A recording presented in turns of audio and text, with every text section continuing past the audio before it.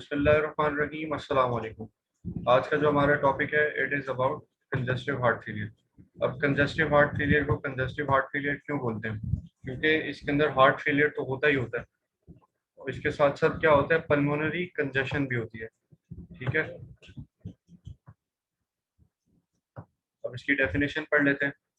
It is a condition in which heart is unable to pump the blood at the rate which is required to meet the metabolic demands of the body। ये एक ऐसी condition है जिसके अंदर जो heart है वो इतना काबिल नहीं होता कि वो ब्लड को पंप कर सके at the rate which is required to meet metabolic demands. ठीक है, अब इसकी दो टाइप्स होती हैं। आपको पता है हार्ट जो है वो उसको हम किस तरह से डिवाइड करते हैं, लेफ्ट साइड ऑफ हार्ट और राइट साइड ऑफ हार्ट। सही है, इसीलिए हम लेफ्ट साइडेड हार्ट फेलियर और राइट साइडेड हार्ट फेलियर इसकी टाइप्स में रखते हैं। ठीक है, अब लेफ्ट साइडेड हार्ट फेलियर क्या होता है? It is most common type of heart failure. ये लेफ्ट साइडेड हार्ट फेलियर जो है मोस्ट कॉमन है। ठीक है, it is the forward failure. अच्छा, इसका दूसरा नाम ये भी होता है, फॉरवर्ड फेलियर भी कहते हैं इसको। इसमें क्या होता है कि because the left side of heart can not eject the blood in aorta.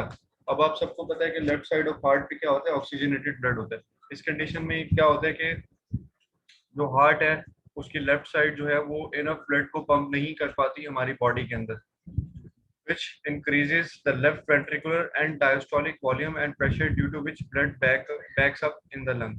अब आप सबको पता है कि जब वो डिमांड जो है वो हार्ट जो है वो पुश नहीं कर पाता ब्लड जो है एओर्टा के अंदर, उससे क्या होता है कि जो ब्लड है वो वेंट्रिकल के अंदर ही पड़ा रह जाता है। जब वो वेंट्रिकल के अंदर पड़ा रहेगा तो डायस्टोलिक वॉल्यूम बढ़ेगा। उसकी वजह से आप सबको पता है कि जो ऑक्सीजनेशन के बाद जो ब्लड है वो लेफ्ट एट्रियम में आता है, फिर उसके बाद वेंट्रिकल में आता है।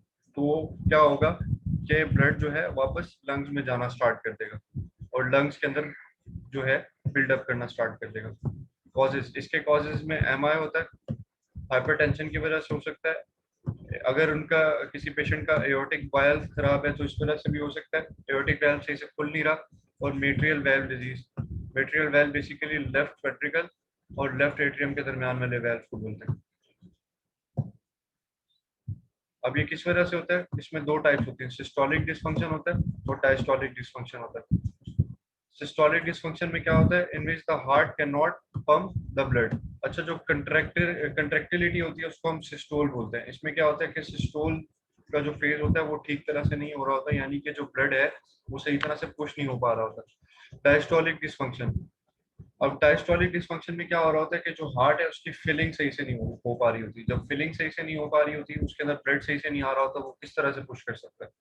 ठीक है, अब इसकी क्लिनिकल प्रेजेंटेशन कैसी होती है? डिस्निया, यानी कि डिफिकल्टी इन ब्रीदिंग। अभी मैंने आपको ऊपर बताया कि इसके अंदर जो ब्लड है वो लंग्स के अंदर वापस चला जाता है। जब लंग्स के अंदर जो है ब्लड वापस चला जाएगा और लीक आउट हो जाएगा, जिसकी वजह से क्या होगा? Pulmonary edema. जब पल्मोनरी एडीमा होगा उस पेशेंट को तो उसको डिस्निया होगा। Dyspnea means difficulty in breathing, वो सही से सांस नहीं ले पा रहा होगा। ऑर्थोपनिया, अच्छा ऑर्थोपनिया एक ऐसी कंडीशन होती है जिसमें पेशेंट अगर सीधा लेटता है तो उस कंडीशन में उसको डिस्निया होता है। वो इस वजह से होता है क्योंकि जो ब्लड है वो लंग्स के अंदर बैकअप हुआ होता है। पीएनडी, अब पीएनडी क्या होता है? Proximal nocturnal dyspnea. ये रात के टाइम इसके एपिसोड्स होते हैं, क्योंकि रात के टाइम जब हम लेटते हैं तो हमारी बॉडी से जो वेनस ब्लड है वो सारा का सारा हार्ट के अंदर वापस आता है। अब आपको पता है कि हार्ट तो पंप सही से कर नहीं पा रहा, तो उससे क्या होता है कि जो ब्लड है वो लंग्स के अंदर जाना स्टार्ट कर देता है, जिसकी वजह से रात के टाइम शदीद किस्म की कंजेशन होती है। अब साइंस में इसके एक S3 साउंड मिलती है हमें, और bibasilar inspiratory crackles on chest auscultation. जब हम चेस्ट ऑस्कल्टेट करते हैं हमें ना क्रैकल्स मिलते हैं, मतलब बुलबुले जिस तरह से फटते हैं ना उस तरह की आवाज आती है दोनों साइड पे, लंग की बेसिस पे। सेरिब्रल हाइपोक्सिया, अब सेरिब्रल हाइपोक्सिया क्यों होता है? क्योंकि जो हार्ट है वो तो ब्लड जो है वो सही तरह से पंप नहीं कर पा रहा, जो ब्लड है वो ब्रेन तक भी सही तरह से नहीं पहुंचेगा, इसकी वजह से सेरिब्रल हाइपोक्सिया की कंडीशन भी डेवलप हो सकती है। अब राइट साइडेड हार्ट फेलियर क्या होता है? It is backward failure. इसको हम बैकवर्ड फेलियर भी बोलते हैं, in which the heart can not pump the blood from venous system to the lungs and blood accumulates in the venous system। अब आपको पता है कि जो राइट साइड ऑफ हार्ट है वो डीऑक्सीजनेटेड ब्लड को डील कर रही होती है। सारी बॉडी से जो डीऑक्सीजनेटेड ब्लड है वो राइट साइड पे आता है, ठीक है। तो इसमें क्या हो रहा था, ये ऐसी कंडीशन होती है कि राइट साइड ऑफ हार्ट जो है वो ब्लड को सही तरह से लंग्स के अंदर पुश नहीं कर पा रहा होता। कॉजेस, अब ये किस वजह से होता है, most commonly cause by left heart failure. अगर लेफ्ट हार्ट फेलियर होगा उसकी वजह से राइट हार्ट फेलियर भी हो सकता है। राइट वेंट्रिकुलर इन्फॉक्शन, अब वेंट्रिकल का इन्फॉक्शन हो गया यानी कि एमआई हो गया, जिसके अंदर वेंट्रिकल जो है वो निक्रोज्ड हो गया। जब निक्रोज्ड हो गया तो वो प्रॉपर्ली फंक्शन नहीं कर पाएगा। अब राइट वेंट्रिकुलर हाइपरट्रोफी, अब राइट वेंट्रिकल है उसकी हाइपरट्रोफी हुई है, तो वो उसके पास इतनी स्पेस ही नहीं है कि वो ब्लड को अपने अंदर अकोमुलेट कर सके। जब वो ब्लड उसके अंदर प्रॉपर्ली आएगा नहीं तो वो पुश कैसे कर सकेगा। अब क्लिनिकल फाइंडिंग्स में देख लें इसके, प्रोमिनेंट जुगुलर वेन्स। अब इसमें क्या होता है कि जो जुगुलर वेन्स होती हैं वो हमारी प्रोमिनेंट हुई हुई होती हैं क्योंकि जो वीनस रिटर्न है वो इंक्रीज होता है।